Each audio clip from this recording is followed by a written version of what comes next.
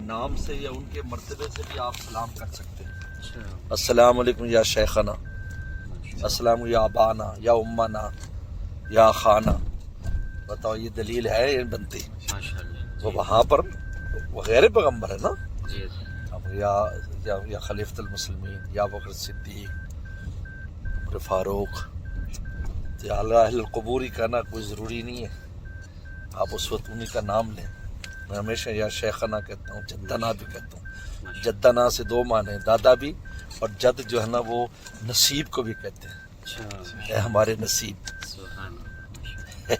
کیسا خوبصورت معنی ہے. میں یا شیخنا یا جدنا یا ابانا،